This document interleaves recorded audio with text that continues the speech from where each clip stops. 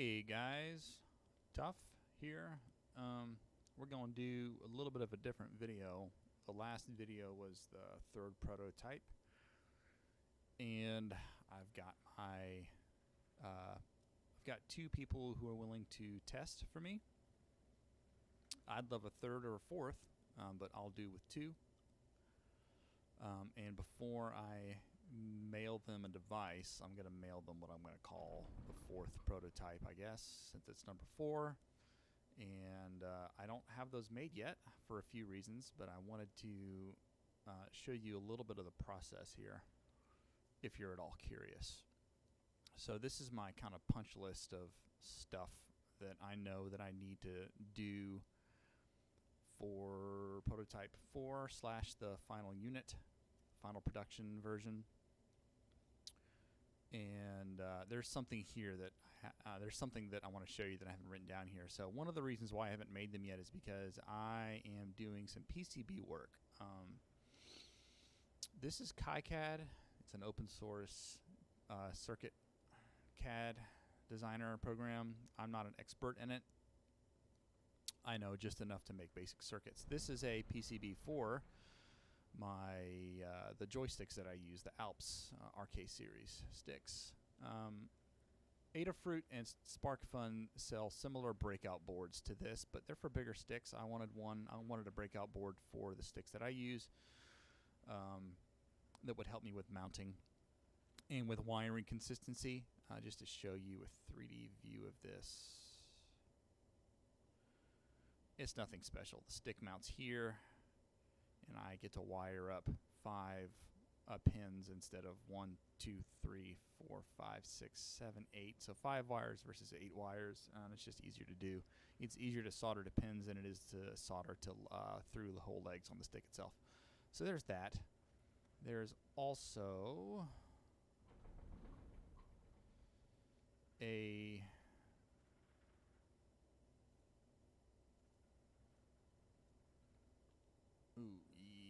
save changes. Okay. There's also this refined Keypad Pcb. I designed the one that's in the prototype right now physically is the one I designed years ago actually and had printed.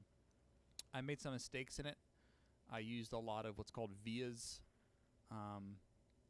It's best to avoid those. So now I've got proper trace routing on the bottom and the top of the PCB, as well as proper holes. So these holes for the switches you see here, for whatever reason in my original PCB, they were not included in the cuts at the factory that printed the PCBs for me. So I had to drill all these post holes myself.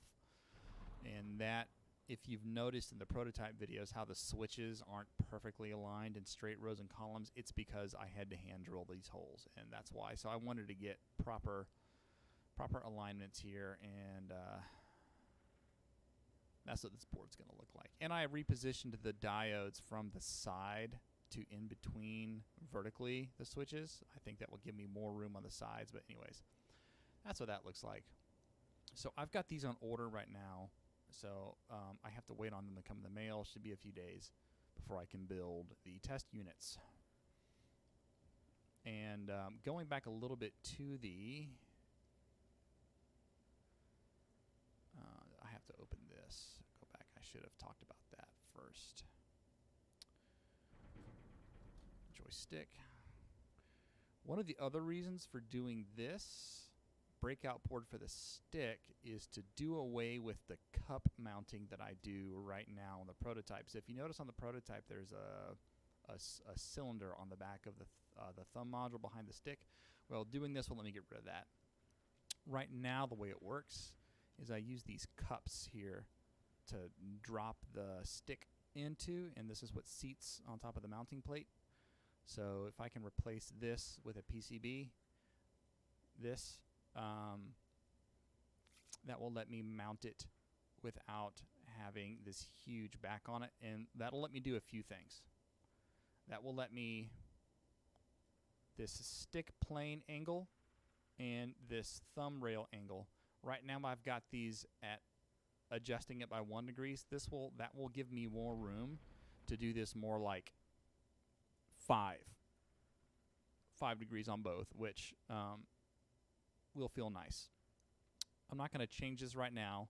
I want to actually get those in the mail before I do those. So let's separate this out. I'm not going to do these right now. I'm going to pick a few things that I can do pretty quickly. I'm going to try to keep this below 10 minutes. I'm sitting at 5 minutes right now. So let's go into Freecad. Let's not waste any time. This is Freecad. This is what I do all the design in, all the 3D modeling. So let's look at what we got. Let's pick something that can be done pretty easily. Let's do this home key nub. That's what I'm calling it. So keycap. Make it active. Part design. This is not a Freecad tutorial, so I'm not going to waste time telling you about how Freecad works. I'm just going to do it. I need to duplicate this. I think I can just copy and paste it. Yes, I can. Let's call this home keycap. And let's hide that one. And that's already shown. So what I need to do is add a sketch on top. So that's the rear. Oh, I miss it. Front. Okay, so this is the front. This is the front face. I want the top, but the front, so I know that I'm dealing with right here. Let's add a sketch. A planar face. Oh, that's a bummer. Okay. Well, I'm gonna have to come back to that because I've scooped this and the software is not gonna let me add a nub. I need to research how to do that. So let's move on to something else. Let's put a little star right there so I know to come back. Let's work on this wrist pad screw hole. So I've got an issue right now with the wrist pad. This screw hole right here. This one, when the printer prints this, it's really tight, and I have to kind of drill that out, and I don't want to drill that out anymore. So I need to find that sketch, which I should have it labeled. So wrist screw post pocket. Open that sketch. Good. So now I'm looking at a 2D view, and right now the diameter of that hole is 2.2 millimeters. Let's just add a millimeter to it. And I've got all these values in a spreadsheet, so it pulls that in automatically. But I can just do this, plus 1 millimeter. That will print that wider for me. That's what I want. Now let's just make sure that okay, that looks good. That'll be good. Even if that's not big enough still, that will guide the drill bit better. So, perfect. That's done.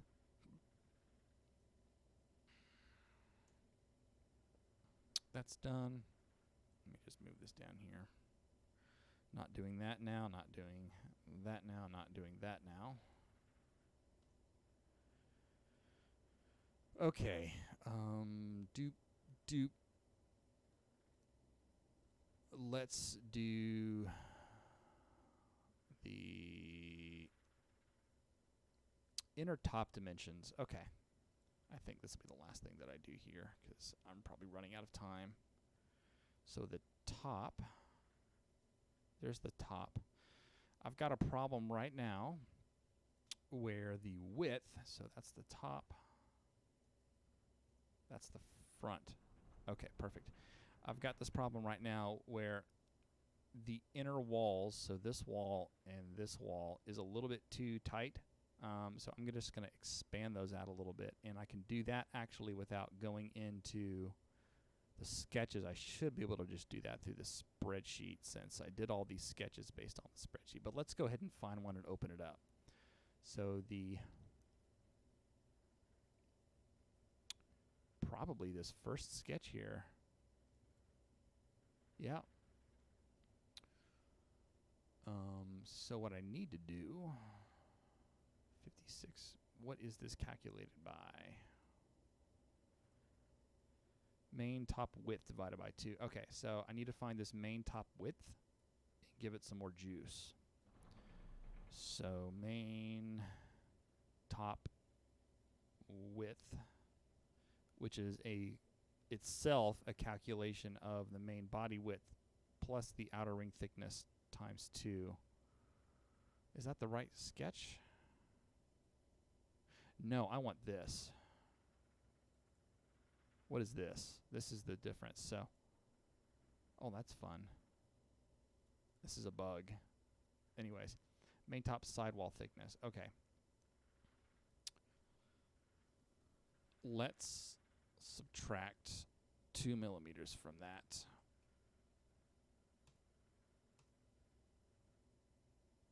And here as well. And this is just an arbitrary amount. I'm going to do a test print to make sure this is actually good. I think that will work. It's fine in the top direction. It's just the sides here, which is a little off. I think that's going to be good. Okay. And yeah, so it changed the width there for me. I might revisit that just to make sure, but anyways. And that's the inner top dimensions. Okay. Got a few other things to do here. There's probably something that I'm forgetting. I'm going to have to do these once I actually get the PCBs in the mail so I can measure against the physical thing I can hold in my hand. And I got to do some research in Freecad about how to sketch on top of a non-planar surface. That'll be fun. But anyways, that's what I got to do for the 4th prototype, which is what I'm sending to test my test people. And I just wanted to not keep everybody in the dark for the next few days, week or two. It's going to be a little bit. It's going to take a few days for those to come in, and then I need to actually fabricate everything and assemble them. So it's probably going to be a week or 2 or 3 until my next video where I've got the test units that I'm going to mail out to people. So I just wanted to get a little bit of something up for the people who are curious about what this process looks like. Anyways, yeah, thanks for watching. I hope this was informative, and I'll catch y'all later.